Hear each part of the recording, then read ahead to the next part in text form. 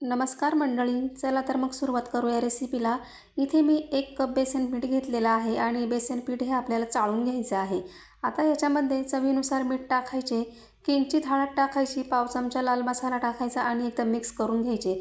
आता याच्यामध्ये मी अर्धा लिंबू टाकणार आहे किंवा अर्धा चमचा लिंबाचा रस टाकायचा। लिंबाचा रस टाकणे हे ऑप्शनल आहे, जास्त लिंबाचा रस टाकायचा नाही, नाहीतर भजी आंबट होतील। आता याच्यामध्ये पाणी टाकून आपल्याला हे 5 मिनिटं फेटून घ्यायचं आहे। फेटून घेतल्याने पीठ छान हलकं फुलकं होतं आणि भजी देखील छान तयार होतात। तर आता आपल्याला हे पीठ 15 मिनिटांसाठी झाकून ठेवायचं आहे। तुम्ही जर माझ्या चॅनलवर नवीन असाल तर प्लीज चॅनलला सबस्क्राईब करा।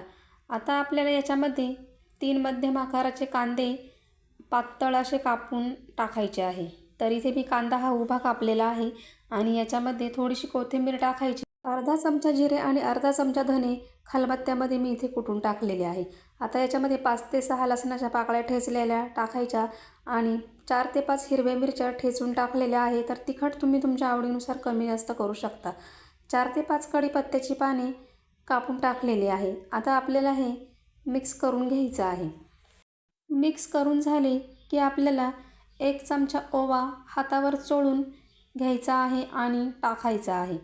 तर पुन्हा एकदा आपण हा ओवा मिक्स करून घेऊया आणि याच्यामध्ये आपल्याला सोड्याचा वापर करायचा नाही आहे।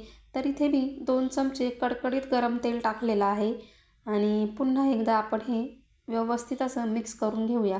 आता कढईत तेल गरम झाले की आपल्याला चमच्याच्या साहाय्याने किंवा हाताने हे भजे कढईमध्ये असे सोडून घ्यायचे आहे। नंतर 2 मिनिटांनी पलटी करायचे आणि छान असा सोनेरी रंग येईपर्यंत आपल्याला हे भजे तळून घ्यायचे आहे। जर तुम्हाला रेसिपी आवडली असेल तर लाईक करा, कमेंट करा, चॅनलला सबस्क्राईब करा। धन्यवाद।